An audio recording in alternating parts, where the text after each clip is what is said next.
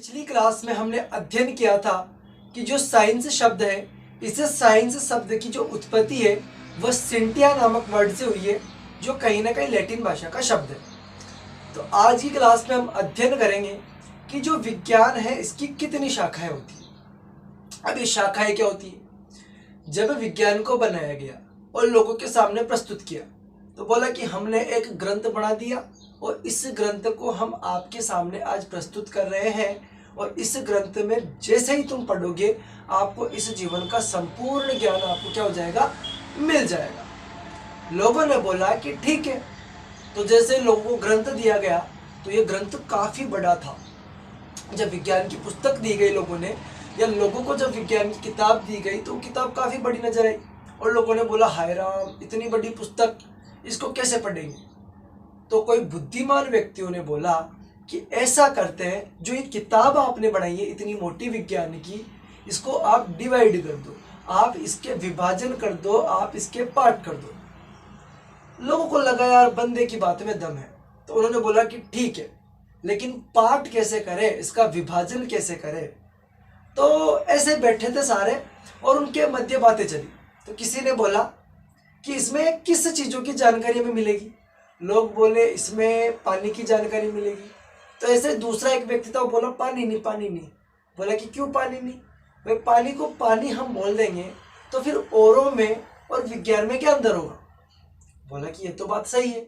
तो फिर बोला कि पानी को तुम लोगों ने क्या बोल रखा है? बोला कि हमने पानी को बोल रखा है H2O, मतलब हाइड्रोजन और ऑक्सीजन को मिला देंगे तो पानी बनेगा। जैसे आप गणित में बोलते हो कि बहुपद है x में P ऑफ x, बहुपद है y में P ऑफ y, ऐसे ही हमने बोला है पानी को H2O, ताकि हमारी भी कोई अलग सी पहचान हो।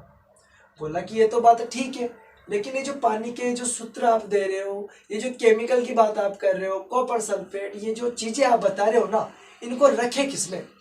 बोला कि यार ये तो एक केमिकल है। बोला कि बिल्कुल सही बात है, केमिकल बाउंडिंग है, केमिकल है सब। तो बोला कि इसको ऐसा करते, आज से एक नई शाखा बनाते इसी विज्ञान में से निकालकर, जिसका नाम होगा रसायन, और उस रसायन में हम क्या कर देंगे, इसको डिवाइड रख देंगे, या इन चीजों को हम रख देंगे। तो ये ध्यान रखना कि विज्ञान की 3 शाखाएं, जो हमारा विज्ञान है, इस विज्ञान की 3 शाखाएं हमारे पास देखने को मिलती है। फर्स्ट रसायन विज्ञान, सेकेंड जीव विज्ञान, थर्ड भौतिक विज्ञान। अब मैं समझाने की कोशिश करता हूं कि है क्या ये। जब लोगों के सामने प्रस्तुत किया कि जो विज्ञान है, इस विज्ञान में जो हम पानी के बारे में पढ़ेंगे, उन पानी को आप विज्ञान के एक भाग होता है जिसमें रख दो। बोला कि कौन से भाग में रखेंगे? बोला कि रसायन विज्ञान वाले भाग में रख दो। फिर किसी ने दिमाग चलाया कि पानी तो तुमने पी लिया, लेकिन ये पानी अंदर जाकर हमारे शरीर के साथ करेगा क्या? लोगों ने बोला इसकी जानकारी भी इसी में है। बोला कि इसको अलग कर दो भाई तुम लोग, क्योंकि ये तो किसी मनुष्य के अंदर की बात करोगे ना, तो इस वाले पार्ट को तो बिल्कुल ही अलग कर दो। बोला कि फिर इसको किस में रखेंगे? बोला कि इसको एक और नई शाखा बढ़ाओ। बोला कि कौन सी? बोला कि जीव विज्ञान, क्योंकि आप इसमें जीवों के बारे में पढ़ोगे, आप इसमें मनुष्य के बारे में पढ़ोगे, तो इसको क्या कर दो, आप जीव विज्ञान में रख दो। तो इस तरीके से रसायन वाले जो पार्ट्स थे, उन रसायन वाले पार्ट्स को तो रसायन विज्ञान में रखा गया, जीव वाले पार्ट को जीव विज्ञान में रखा गया, और भौतिक वाले पार्ट को भौतिक विज्ञान में रखा गया। फिर बात चली, बातें आगे बढ़ती गई, वैज्ञानिकों के दिमाग एक से बढ़कर एक चलते रहे, और वैज्ञानिकों ने बोला कि दीपावली हमारे भारत का एक महान त्योहार है, हम भारतीयों के लिए बम फटना छोटी मोटी बात है, आपके पास बम बनाने के सिद्धांत भी है क्या? बोला कि भाई साहब इसकी जानकारी भी हमें किस में मिलेगी? इस किताब में मिलेगी। बोला कि इसकी जानकारी भी हमें किताब में मिलेगी, बम बनाना, अंतरिक्ष कैसा है, सूर्य क्यों चमक रहा है, तारे क्यों टिमटिमा रहे हैं। बोला कि सबकी जानकारी आपको मिलेगी, वह है विज्ञान में। लेकिन अब इन चीजों को रखे किसमें? बोला कि एक और शाखा हम बढ़ाएंगे विज्ञान की, जिसे हम बोलेंगे, जिसपे हम भौतिक जगत का, हमारे बाहर क्या हो रहा है, हमारे आसपास क्या हो रहा है, बाहरी चीजें क्या हो रही है, उन चीजों को अगर हम रखेंगे तो वह रखेंगे किसमें? भौतिक विज्ञान में। इतने सारी कहानियों का सार सिर्फ इतना ही है कि जो विज्ञान है इस विज्ञान को 3 पार्ट्स में डिवाइड कर दिया गया। रसायन विज्ञान, जीव विज्ञान, भौतिक विज्ञान, केमिस्ट्री, बायोलॉजी एंड फिजिक्स इनको इंग्लिश में बोला जाता है। अब हम थोड़ी बात और करते हैं। जब तीनों शाखाओं की बात कर दी गई तो साइड में ही सामाजिक वाले बैठे थे, बंदे बेचारे गरीब लोग।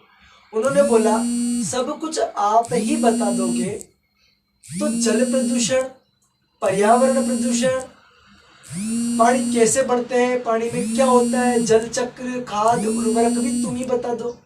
बोला कि भाई साहब इसकी जानकारी भी हमारे विज्ञान में है। बोला कि क्या?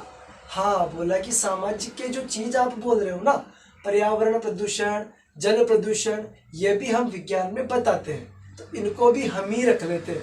तो हमारी कक्षा 10th में हम रसायन विज्ञान, जीव विज्ञान, भौतिक विज्ञान के साथ साथ जो अंतिम चैप्टर होंगे उसमें हम पर्यावरण के बारे में भी थोड़ा बहुत अध्ययन करते हैं। लेकिन जब ये बात चली तो लोगों ने बोला भी सामाजिक वाला फिर तुम्हें क्या पढ़ाओगे?